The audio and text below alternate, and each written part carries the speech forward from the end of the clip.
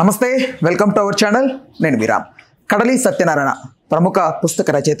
ఈవిడ ఈ మధ్యకాలంలో సోషల్ మీడియా త్రూ కొన్ని వ్యాఖ్యలు ఉమెన్ డ్రెస్సింగ్కి సంబంధించి ప్రధానంగా ఆవిడ మాట్లాడుకొస్తున్నారు. అయితే చాలామంది పెద్దలు డ్రెస్సింగ్ సెన్స్కి సంబంధించి కొంచెం ఆడపిల్లలు వేషధారణ గురించి అందరూ కూడా జాగ్రత్తలు చెప్తూ ఉంటారు. అయితే మీ దృష్టి ఆ వస్త్రాలపైన ఎందుకుంది? ఫస్ట్ ఆఫ్ ఆల్ మీ దృష్టిని మీరు మార్చుకోండి అంటాడు వ్యాఖ్యానించారు. ఓవరాల్గా వ్యాఖ్యలకు సంబంధించి మనతో మాట్లాడడానికి ప్రముఖ సోషల్ యాక్టివిస్ట్ కృష్ణకుమారి గారు ఉన్నారు. ఆవిడతో మాట్లాడదాం. నమస్తే అమ్మ. నమస్తే. ఇప్పుడు వేషధారణ ప్రధానమా, మన దృష్టి ప్రధానమా, ఏమంటారు? వేషధారణ ప్రధానమే, దృష్టి ప్రధానమే. ఓకే. అయితే మన దేశంలో ఇప్పుడు మనం ఉంటున్న ప్రస్తుత కాలమాన పరిస్థితుల్లో వేషధారణను బట్టి మనుషుల్ని అంచనా వేస్తున్నారు. ఈ మనుషులు ఎవరు, ఏ కోవకు చెందిన మనుషులు వీళ్ళతోటి మనం ఎలా ప్రవర్తించవచ్చు అనే ఒక పిచ్చి అంచనాల్లో జనాలు ఉన్నారు. ఈ పిచ్చి అంచనాల్లో ఉన్న జనాలకి చంపబెట్టులాగా కడలి సత్యనారాయణ ఆ బోల్డ్ స్టేట్మెంట్ ఇచ్చింది. నిజానికి మాలాంటి వాళ్ళం ఎప్పటి నుంచో మాట్లాడుతున్న మాట ఏంటి అంటే, డ్రెస్సు ఎవరి చాయిస్ వాళ్ళది, మై బాడీ మై రైట్ అనే ఒక విధానంలో మా ఇష్టమైన బట్టలు మేము వేసుకుంటాము, మమ్మల్ని కళ్ళప్పగించి చూడటానికి మీరెవరు అని ప్రశ్నించాము కూడా. కానీ మా ఆలోచన విధానము, దృష్టికోణం ఎక్కడి నుంచి వచ్చింది అది అంటే, ఇప్పుడు నిర్భయ చట్టం ఉంది. నిర్భయ చట్టంలో 30 సెకండ్ల పాటు ఒక అమ్మాయి అభీష్టానికి వ్యతిరేకంగా నువ్వు తేరిపారా చూడకూడదు, చూస్తే కూడా నువ్వు నేరస్తుడివే అనే ఒక విషయం ఉంది నిర్భయ చట్టంలో. ఆ ప్రకారంగా చూస్తే ఎదురుగా ఉన్న అమ్మాయి ఎవరు, ఆమె ఏం బట్టలు వేసుకుంది, ఆమె అసలు బొట్టు పెట్టుకుందా బొట్టు పెట్టుకోలేదా, జుట్టు విరబోసుకుందా, కాళ్ళకి ఏం చెప్పులు వేసుకుంది, లిప్స్టిక్ వేసుకుని తయారైందా, లేకపోతే ఆమె చాలా సాంప్రదాయబద్ధంగా 6 గజాలు చీర కట్టుకుని కూర్చొని ఉందా అక్కడ, ఇవన్నీ చూసే హక్కు మగవాడికి లేదు. ఇది వాస్తవం. ఇది 100కి 100 పాళ్ళు చట్ట ప్రకారం వాస్తవం.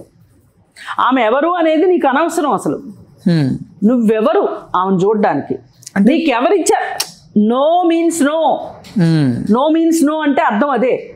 అసలు నీకెవరిచ్చారు హక్కు ఆమెను చూడటానికి? ఆమెను తేరిపారా 30 సెకండ్లే చూడొద్దు అని చెప్పిన తర్వాత నువ్వు 30 సెకండ్లు చూసిందే కాకుండా ఆమె ఈ బట్టలు వేసుకుంది, ఆ బట్టలు వేసుకుంది, మగవాళ్ళు ఇందుకే రెచ్చిపోతున్నారు, అందుకే మగవాళ్ళు అత్యాచారాలు చేస్తున్నారు అంటే దీని అర్థం ఏంటి అంటే, అత్యాచారం చేయడం తప్పు కాదు అనేది వచ్చేస్తుంది కదా ఇక్కడ. ఆ బట్టలు వేసుకుంటే అత్యాచారం చేయొచ్చా అంటే చాలా కాదండి. ఆ అమ్మాయిని వ్యతిరేకించే ముందు, మనము కడలి సత్యనారాయణని వ్యతిరేకించే ముందు మనం ఈ ప్రశ్నలన్నిటికీ సమాధానం చెప్పిన తర్వాత ఆ అమ్మాయి ఏం మాట్లాడింది అనే దాని గురించి అది తప్ప ఒప్ప అనేది మాట్లాడదాం. అప్పుడు మీరే చెప్తారు ఆ అమ్మాయి మాట్లాడింది తప్ప ఒప్ప అనేది. అసలు బట్టలు వేసుకున్న విధానం బట్టి నువ్వు అత్యాచారం చేసే హక్కు నీకు ఎవరు ఇచ్చారు? ఇప్పుడు నీకు ఒక అమ్మాయి నచ్చింది, ఆ అమ్మాయిని అత్యాచారం చేసే హక్కు నీకు ఇచ్చారా? అమ్మాయి బట్టలు వేసుకోలేదు కాబట్టి చేస్తావా, అందంగా ఉంది కాబట్టి చేస్తావా, లేకపోతే నీ మనసులో ఒక పురుగు తిరిగింది కాబట్టి చేస్తావా, లేకపోతే నీ శత్రువు కూతురు కాబట్టి అత్యాచారం చేస్తావా? ఎందుకు అత్యాచారం చేస్తావు చెప్పు? ఒక అమ్మాయిని చూస్తే నీకు అత్యాచారం చెయ్యాలని ఎందుకు అనిపించింది? నీ హక్కు అది నీ హక్కు కాదు. ఆమె బట్టలు తక్కువ వేసుకున్నంత మాత్రం చేసే హక్కు లేదు నీకు. ఆ అమ్మాయి నీ శత్రువు కూతురైనంత మాత్రం చేసే హక్కు లేదు. ఆ అమ్మాయి నిస్సహాయంగా ఉంది కాబట్టి చేసే హక్కు నీకు లేదు. ఆ అమ్మాయి నేను తిట్టింది కాబట్టి అత్యాచారం చేసే హక్కు లేదు. ఆ అమ్మాయి ఒక ఉద్యమం చేస్తుంది కాబట్టి ఆ అమ్మాయిని నీరుగార్చాలి అంటే ఆ అమ్మాయిని అత్యాచారం చేసే హక్కు నీకు లేదు. ఆ అమ్మాయి పెళ్లి చేసుకోమని ఫోర్స్ చేస్తుంది కాబట్టి ఒకసారి అత్యాచారం చేసేసి కొంచెం పెట్రోల్ పోసేసి తగలబెట్టేస్తాననే హక్కు నీకు లేదు. ఇన్ని హక్కులు నీకు లేనప్పుడు ఆమె బట్టల గురించి ఎట్లా ప్రస్తావిస్తావు? అసలు నువ్వు ఆమె ఏమి వేసుకున్నా నీకు అనవసరం. ఆమె ఏమి వేసుకున్నా ఏమి వేసుకోకపోయినా నీకు సంబంధం లేదు. అసలు నువ్వెవడివి? నీకేంటి ఆ హక్కు? నీకు ఆ హక్కు ఎవరిచ్చారు? నేను అడిగేది అది. ఆ హక్కు ఎవరిచ్చారు? సుప్రీంకోర్టే చెప్తుంది. సొంత భార్యనైనా సరే ఆమె అంగీకారం లేకోకుండా ఆమెను అనుభవించే హక్కు నీకు లేదు అని చెప్తుంది, సుప్రీంకోర్టు చెప్తుంది. మ్యారిటల్ రేప్ గురించి సుప్రీంకోర్టు మాట్లాడుతుంది. అట్లాంటప్పుడు వీడెవడో రోడ్డు మీద వెళ్ళే గన్నయ్య గాడు ఆ అమ్మాయి చిన్న బట్టలు వేసుకుంది కాబట్టి నేను అత్యాచారం చేస్తాను అని చెప్పి అంటే, చాలా మంది రోడ్డు మీద చిన్న బట్టలు వేసుకుని వెళ్తున్నారు. ఎంతమందిని అత్యాచారం చేస్తున్నారు చెప్పండి? మీకు ఎవరికి అనిపించలేదా చిన్న బట్టలు వేసుకుని? ఎందుకు చేయలే మీరు? ఇదే గనక వాస్తవం అయితే, ఇదే గనక హక్కు అయితే మరి మీరు కూడా చేసి ఉండాలిగా. మీకు ఎవరు చిన్న బట్టలు వేసుకునే వాళ్ళు కనపడలేదు ఇప్పుడు దాకా? అట్లా కాదు. లేదమ్మా, నేను సూటిగా అడుగుతున్నా. నేను ఏదైనా సూటిగానే ప్రశ్నిస్తా.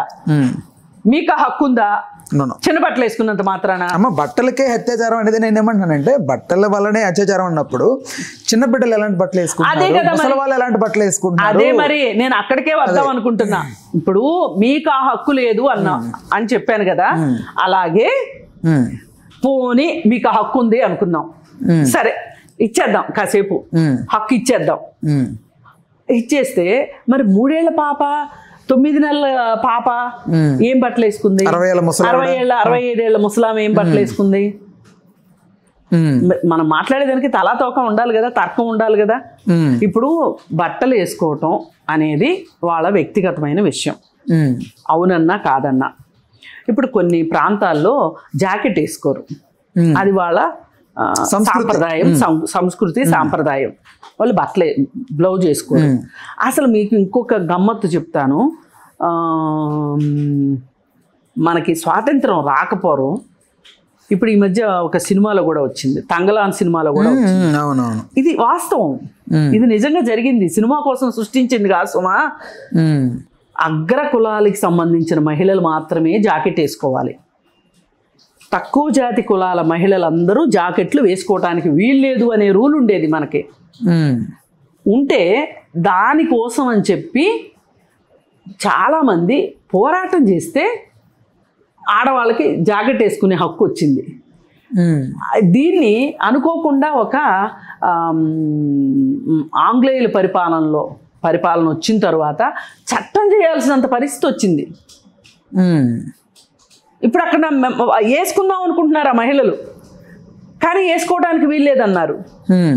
ఇప్పుడు మహిళలు మేము వేసుకోము అని మొత్తం విప్పేసి తిరుగుతామని ఎవరో చెప్పరు, ఏ మహిళ అనదు. ఇప్పుడు మారిన పరిస్థితులను బట్టి చిన్న బట్టలు మార్కెట్లోకి వస్తున్న బట్టలను బట్టి చిన్న బట్టలు వేసుకుందాం అనుకుంటున్నారు, వేసుకుంటారు. సో వాట్, వాళ్ళకి నచ్చినప్పుడు వాళ్ళే మానేస్తారు, వాళ్ళకి అవకాశం ఉన్నప్పుడు, వాళ్ళకి ఇష్టమైనప్పుడు వాళ్ళు వేసుకుంటారు. తర్వాత మానేస్తారేమో, లేదు వాళ్ళ జీవితం అంతా అలాగే కొనసాగిస్తారేమో, అది వాళ్ళ చాయిస్. మనము చాయిస్ని ఉండగా, చాయిస్ ఉన్నప్పుడు ఇప్పుడు ఎక్కడ దాకా ఎందుకండి, ఒకప్పుడు మగవాళ్ళు షార్ట్లు వేసుకునేవాళ్ళు కాదు. ఇప్పుడు సినిమాకి వెళ్ళినా షార్ట్లే, బ్యాంక్కి వెళ్ళినా షార్ట్లే. మర్చిపోయినామా, మొన్న మెట్రో రైల్లో కూడా జరిగింది ఘటన. వాడు అసలు చెప్పడానికి జుగుప్సగా ఉంది కానీ వాడు అందరూ వెళ్తున్న మెట్రో రైల్లో వాడు చాలా జుగుప్సగా వాడు ప్యాంటు జిప్పు తీసి మరి వాడు, లేదండి అది ఒక అంటే అంత ఉన్మాదంగా ఉంది. అలా కాదు, అది కాదు, అది ఒక పర్సనాలిటీ డిజార్డర్. అది దాన్ని వీటితో కలపకండి. కలపట్లేదు నేను చెప్తున్నా, అంటే మగవాడి దృష్టి కొన్నిసార్లు అది రేర్ ఎక్సెప్షన్, అది అందరూ చెయ్యరు. అది ఒక రకమైన మానసిక పరమైన, దాన్ని ఏమంటారు, మెంటల్ డిజార్డర్. అది ఆ డిజార్డర్ ఉన్న వాళ్ళు చేస్తారు అది. ఇప్పుడు నేనేమంటున్నానంటే వేషధారణలు మారినాయి. ఇప్పుడు ఇంతకుముందు మగవాళ్ళు నిక్కర్లు వేసుకునేవాళ్ళు కాదు, ఇప్పుడు నిక్కర్లు వేసుకునే షార్ట్లు, బ్యాంకుకి వెళ్ళినా షార్టే. మరి మాకు కూడా సిగ్గేస్తుంది వాళ్ళు షార్ట్లు వేసుకుని వస్తుంటే, మరి మానేయండి. సినిమాకి వెళ్ళినా షార్ట్లే, హోటల్కి వెళ్ళినా షార్ట్లే, హాస్పిటల్కి వెళ్ళినా షార్ట్లే. రోడ్ల మీద తిరుగుతారు షార్ట్లు వేసుకుని, ఆ రోడ్ల మీద లుంగీలు కట్టుకొని లుంగీ పైకి కట్టేసేసి పైన చొక్కా లేకుండా బనీలు లేకుండా తిరుగుతూ ఉంటారు. అయితే అమ్మ మరి ఏంటి దాని సంగతి ఏంటి? సరేలే అమ్మా, ఏ సరేలేమ్మా కాదు, మీ విషయంకి వచ్చేసరికి మిమ్మల్ని ప్రశ్నించేసరికి అట్లా కాదు. ఇప్పుడు మగవాళ్ళది అంటే ఏ మగవాళ్ళు ఇప్పుకుని తిరగొచ్చా? అట్లా కాదమ్మా. ఇప్పుడు రైతులు పంట పొలాల్లో పనికి వెళ్తారు, అవును, లుంగి ఎగ్గట్టి పని చేస్తారు, పైన షర్ట్లెస్ గా పని చేస్తారు. మగవాడికి ఎవ్వరు మాట్లాడరండి, అంటే వాళ్ళ గురించి ఎవ్వరు మాట్లాడరు. వాదన వస్తే వాదన కోసం అన్ని వాదనలు వస్తాయి. నేనేమంటానంటే ఆడవాళ్ళు చిన్న బట్టలు వేసుకుంటే ఏం జరుగుతుంది అనే దానికి ఏం చెప్తున్నారు మన వాళ్ళు? అత్యాచారాలు జరుగుతాయి అని చెప్తున్నారు. ఇంటి పరువు బట్టలకు సంబంధించి కన్సిడర్ చేస్తారు చాలా మంది. అలాంటి బట్టలు వేసుకోవడం మా ఇంటి పరువుని ఎందుకు ఇలా చేస్తున్నావు, మంచి బట్టలు వేసుకొని చాలా మంది మాట్లాడుతూ ఉంటారు. దానికి ఏమంటారమ్మా? ఏమండి, 60s ఉన్నట్లు 70s లేదు, 70s ఉన్నట్టు 80s లేదు. ఇప్పుడు ఒకప్పుడు పంజాబీ డ్రెస్సులు కూడా వేసుకొని ఇచ్చేవాళ్ళు కాదు. ఇప్పుడు జీన్స్ ప్యాంట్లు టీషర్ట్లు వేసుకుంటున్నారు, మిడ్డీలు వేసుకుంటున్నారు. ఆడపిల్లలు కూడా నిక్కర్లు వేసుకుని బయటకు వస్తున్నారు. ఇప్పుడు ఇందాక నేను చెప్పిన షార్ట్లు ఉన్నాయి చూసారా, ఆ షార్ట్ల కంటే చిన్నవి కూడా వేసుకుని వస్తున్నారు. నేనేమంటా అంటే ఆ క్యారీ చేయగలిగిన మనస్తత్వం ఉన్నవాళ్ళు క్యారీ చేస్తారు. దాని గురించి మనం చర్చ పెట్టడం కరెక్ట్ కాదు అనేది నా ఉద్దేశం. పోనీ మీరు చర్చ పెట్టడానికి ఇలాంటి దుస్తులు వేసుకుంటే దీనివల్ల ఈ అనర్థం ఉంది, ఈ అనర్థం ఉంది అంటే గనక ఆ అనర్థాలకి ఆ బట్టల కారణం కాదు, మన మైండ్ సెట్ కారణము అంటాను నేను. మన మైండ్ సెట్ సరిగా ఉంటే నువ్వు ఏం చూడాలనుకుంటున్నావు ఒక మహిళలో, అసలు నీ బుర్రే సరిగా ఉంటే వాళ్ళు ఏం వేసుకున్నారనేది నీకు పట్టదు. అసలు మారాల్సింది మగవాళ్ళ మైండ్ సెట్టే. అలాగే కొంతమంది ఆడవాళ్ళ మైండ్ సెట్ కూడా మారాలి. మగవాళ్ళ మైండ్ సెట్టే కాదు, ఆడవాళ్ళ మైండ్ సెట్ కూడా మారాలి. ఎందుకంటే అది వాళ్ళ పర్సనల్ చాయిస్. ఇంతకంటే మాట్లాడడానికి లేదు. అంటే ఆడవాళ్ళకి సంబంధించి ప్రధానంగా ఇప్పుడు వేషధారణని అందరూ ఒక స్త్రీ అనగానే కట్టు బొట్టు చీర ఈ సంప్రదాయం వల్ల అందరూ అమ్మతత్వాన్ని ఎవరు చెప్పారు మీకు? మీరెవరు చెప్పటానికి? అసలు మేమేం కట్టుకోవాలో మీరు ఎందుకు చెప్తారు? అసలు వేషధారణ అనేది వ్యక్తిగతమైనది, వాళ్ళ ఇష్టం అంతే. దానివల్ల చట్టపరంగా ఏమైనా కష్ట నష్టాలు వస్తే దానికి వాళ్ళు సమాధానం చెప్పుకుంటారు. చట్టబద్ధంగా కాని సమస్యలు ఏమన్నా వస్తే దానికి ఎవరు సమాధానం చెప్తారు? పోలీసులు సమాధానం చెప్పాలి. ఇప్పుడు ఎక్కడన్నా రాజ్యాంగంలో రాసి పెట్టుందా ఇంత బట్టలు వేసుకోవచ్చు? ప్రధానంగా తల్లిదండ్రులు భయపడేదేనా, బంధువులు భయపడేదేనా? నేను విన్న దాని ప్రకారం ఏంటంటే పొట్టి పొట్టి బట్టలు వేసుకుని అలా తిరగడం వల్ల ఎవడికో ఒకడికి ఒక దుర్బుద్ధి కలిగి ఒక పురుగు పుట్టి ఆశ పుట్టి అలాగే ఎక్కువగా ఆవిడ మీద ఎక్కువ ఇది మనోవేదన గురయ్యి ఒక్కసారిగా ఆకస్మికంగా ఏదన్నా లొంగ తీసుకునే ప్రయత్నమో లేకపోతే ఇబ్బంది పెట్టే ప్రయత్నమో జరుగుతుంది అనేది ఏ తల్లిదండ్రులైనా ఏ బంధువులైనా భయపడి చెప్తారు. కొంచెం నేను అనేది అదే, అలాంటి బుద్ధి పుట్టకూడని సమాజంలో మనం ఉండాలి అని నేను కోరుకుంటున్నా. అలాంటి బుద్ధి ఉండొద్దు మగవాళ్ళల్లో. దానికోసం మనం ఏ మార్పులు కావాలి, సమాజం ఎట్లా మారాలి అనేది ఆలోచించాలి తప్పితే, ఇప్పుడు మనము పోలియో ఇంజెక్షన్ ఎందుకు చేయించుకుంటాం చెప్పండి? నేను ఎందుకు వ్యాక్సిన్ వేయించుకోవాలి? వేయించుకుంటే ప్రివెన్షన్ అంతే కదా. అలాగే ఇప్పుడు ఆ అమ్మాయి చిన్న బట్టలు వేసుకుంది కదా అని అత్యాచారం చేశాడే అనుకోండి, అత్యాచారం చేస్తే అతన్ని ఏం చేస్తారు? కేసు అవుతుంది కదా పోలీస్. 100%. ఈ పోలీస్ కేసు పెట్టినప్పుడు ఆమె చిన్న బట్టలు వేసుకుంది కాబట్టి నేను అత్యాచారం చేశాను అంటే చట్టం ఒప్పుకుంటారా? ఒప్పుకోదు కదా. అలాంటప్పుడు నువ్వే అనుభవిస్తావు. ఈ బుద్ధి జ్ఞానం ఆడికి ఉండాలి, ఆ మనిషికి ఉండాలి. ఇంకొక మాట అమ్మాయి ఈ మధ్యకాలంలో మాట్లాడింది, ఆడపిల్లలకి సొంత ఇల్లు లేదు. కొంచెం అమ్మాయి ఆడపిల్లల వైపే గట్టిగా ఉండి మాట్లాడుతోంది ఈ మధ్యకాలంలో. అంటే ఆడపిల్లలకు సొంత ఇల్లు ఉండాలా ఉండకూడదు? మగవాళ్ళకి తల్లిదండ్రులు అనేది ప్రధానంగా మగవాడికే కదా చూస్తారు. ఆడపిల్లది ఏముంది పెళ్లి చేసి పంపించేద్దాం అనుకుంటారు కదా. ఇదే తప్పు, ఇదే తప్పు. ఆడపిల్లలకి సొంత ఇల్లు ఆడవాళ్ళకి కాదు మగవాళ్ళకే కాదు. అసలు అమ్మాయి పెళ్లి చేసుకుంటుందా పెళ్లి చేసుకోదా కూడా కాదు. ప్రతి వ్యక్తికి ఒక ఇల్లు అనేది ఒక ఆత్మగౌరవ సూచిక. నా ఇంట్లో నేను ఉండాలి అని అనుకుంటా. అది చిన్నదా పెద్దదా, ఏ ఇల్లు ఎంత ఇల్లు అనేది కాదు. ఒక అమ్మాయి ఒకవేళ పెళ్లి చేసి పంపించేస్తాము, ఆడపిల్లకి ఇల్లు ఎందుకు, మొగుడిల్లే ఈ అమ్మాయి ఇల్లు అవుతుంది కదా అని అనుకున్నారు అనుకుందాం. సరే, అది ఒకప్పటి మాట. ఈ కాలంలో ఆడపిల్లలందరూ పెళ్ళిళ్ళు చేసుకుంటున్నారని గ్యారంటీ లేదు. అలాంటప్పుడు అలా పెళ్లి చేసుకోవద్దు అనుకునేంత వ్యక్తిత్వం ఉన్న అమ్మాయి తను సొంత ఇల్లు సంపాదించుకునే కెపాసిటీ క్యాపబిలిటీస్ కూడా పెంచుకోవాలి. ఇప్పుడు నువ్వు ఒక ఆదర్శం పెట్టుకున్నావు అంటే ఆ ఆదర్శం కోసం నువ్వు చావైనా రేవైనా కష్టమైనా సుఖమైనా ఆ ఆదర్శం కోసం నిలబడాలి. నువ్వేమనుకుంటున్నావు, నాకు ఒక సొంత ఇల్లు ఉండాలి అని అనుకుంటున్నప్పుడు సొంత ఇల్లు సంపాదించుకో. నీకు నిజంగానే సొంత ఇల్లు ఉండాలి. ఏదైనా ఒక ఇల్లు భార్యాభర్త కలిసి ఇల్లు కొనుక్కుంటుంటే కూడా జాయింట్గా కొనుక్కోండి ఇల్లు. అప్పుడు ఏ భర్త అయినా సరే తగాదా వస్తే నువ్వు ముందు బయటికి నడు అనే పరిస్థితి ఉండదు. ఇప్పుడు ఆ అమ్మాయి చెప్పింది ఎక్స్ప్లెనేషన్ అదే. ఏ భర్త అయినా సరే ముందు ఇంట్లోంచి బయటికి నడు అంటాడు. అదే ఒక భార్య భర్తని ఇంట్లోంచి బయటికి నడు అని అనలేదు. భర్త మాత్రమే భార్యని ఇంట్లోంచి వెళ్ళిపోమంటాడు. ఇది ఎక్కడి నుంచి వచ్చింది అంటే ఆడపిల్లని పెంచేటప్పుడే తల్లిదండ్రులు కూడా నువ్వు ఆడపిల్లవి అని పెంచుతున్నారు అని ఆ ఉద్దేశంతో ఆ అమ్మాయి మాట్లాడింది.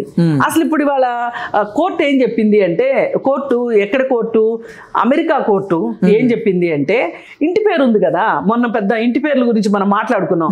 కల్వకుంట్ల కవిత, లేకపోతే వైఎస్ షర్మిల, మీకు ఇష్టం లేనప్పుడు షర్మిలా శాస్త్రి ఇవన్నీ మాట్లాడుకున్నాం కదా. అక్కడ ఏం చెప్పిందంటే, అక్కడ కూడా మగవాళ్ళ ఇంటి పేరే వచ్చేస్తుంది భార్యకి, అమెరికాలో కూడా. అయితే ఇప్పుడు వాళ్ళు ఏం ఆలోచిస్తున్నారంటే, అసలు తండ్రింటి పేరే ఎందుకు ఉండాలి భర్తకి, పిల్లలకి? భార్య ఇంటి పేరు కూడా భర్త పెట్టుకోవచ్చు కదా అనేదాకా సమాజం వచ్చేసింది ముందుకి. మరి అలాంటప్పుడు ఇంట్లోంచి నువ్వు బయటికి నడువు, నీకు ఇల్లు లేదు అనేటట్లుగా ఆ పరిస్థితి ఒక అమ్మాయికి ఉండకూడదు అనేది ఆ అమ్మాయి చెప్తుంది. అందుకని సొంత ఇల్లు ఉండాలి అని చెప్తుంది. ఒకవేళ ఇల్లు అంటూ ఉంటే ఇద్దరికి హక్కు ఉండాలి అని చెప్తుంది. తప్పే ఉందండి దాంట్లో, రైట్, తప్పేం లేదు.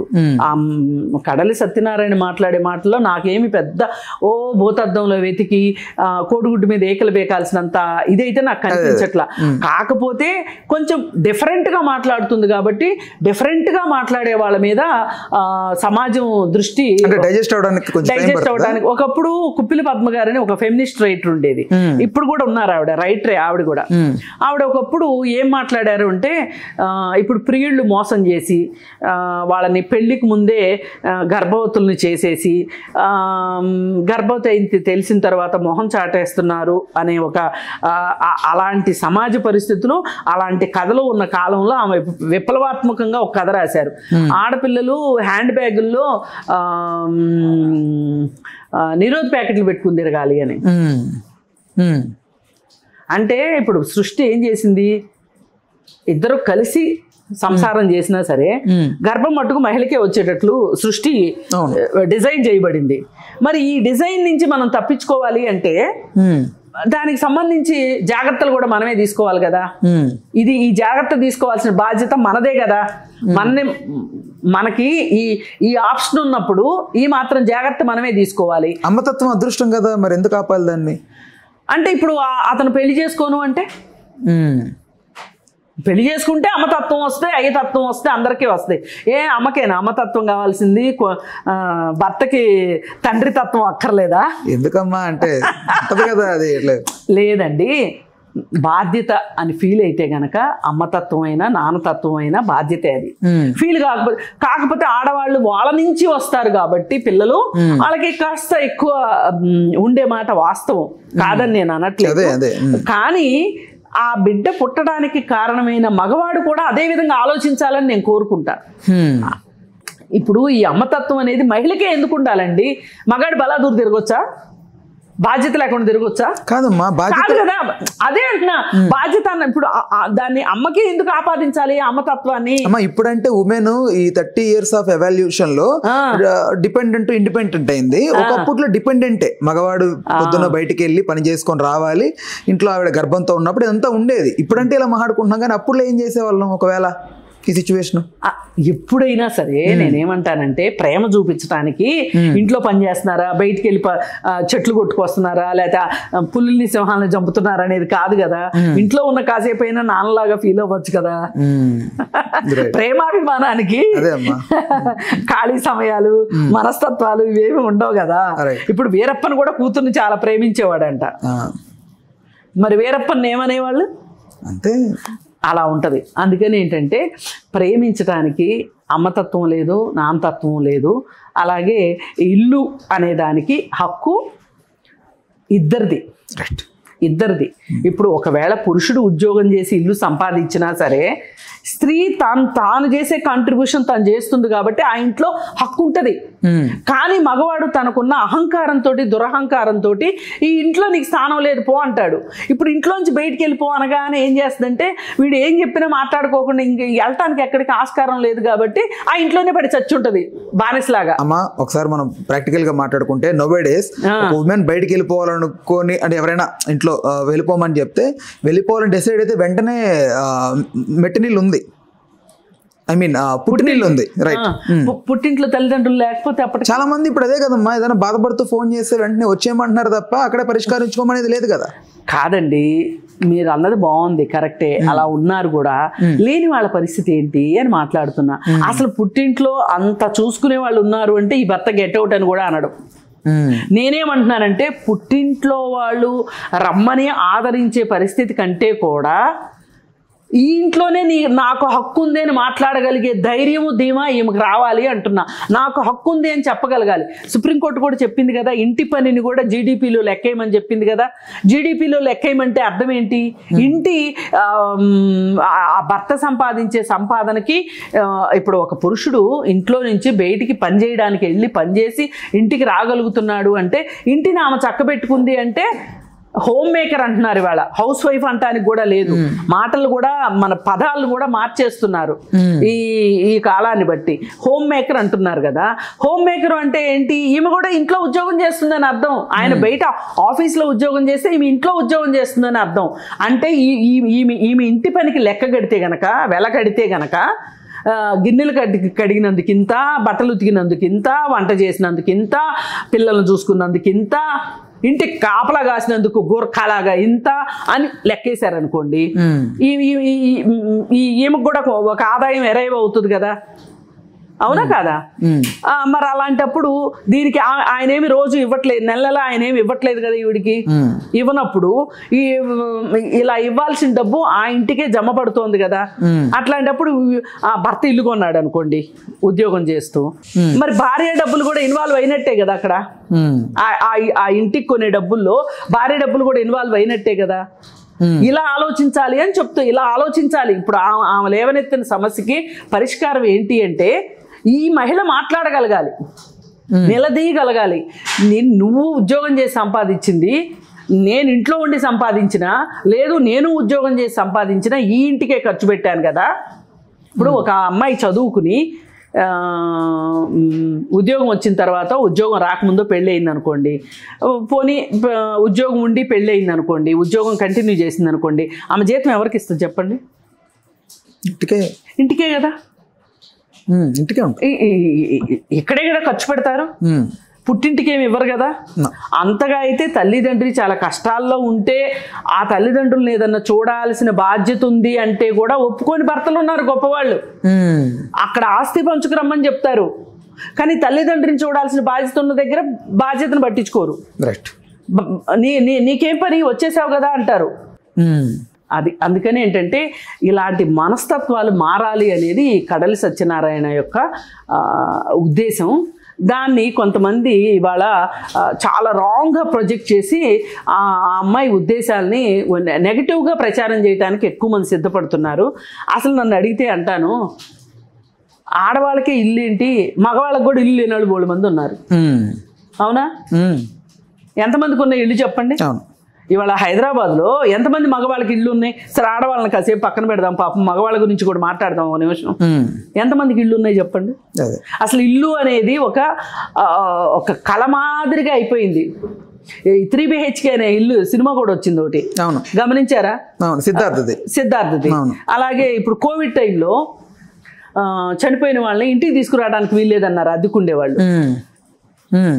ఇంటి ఓనర్లు ఈ రోజుకి కొంతమంది ఓనర్లు ఇంట్లో దహన సంస్కారాలు కానీ దినవారాలు కానీ చేయనివ్వరు.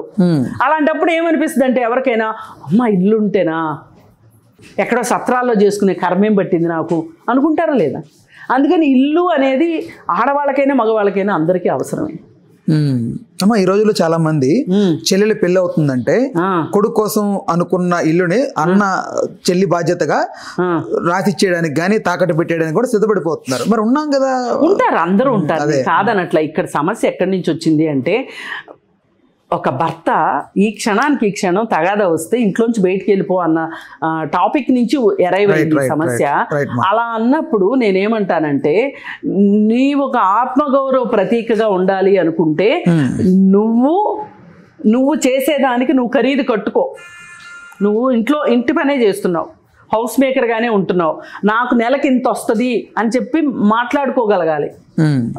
ఇప్పుడు ఎవరి గురించి వాళ్ళే మాట్లాడుకోవాలి, పక్క వాళ్ళు మాట్లాడడం కాదు. ఉద్యోగం చేస్తున్నావు, ఉద్యోగం చేస్తూ ఉంటే మీ ఇద్దరికి కనుక ఒక అండర్స్టాండింగ్ ఉంటే ఇద్దరు కలిసి 50-50 షేర్ వేసుకొని ఫ్లాటో ఇల్లు కొనుక్కోండి.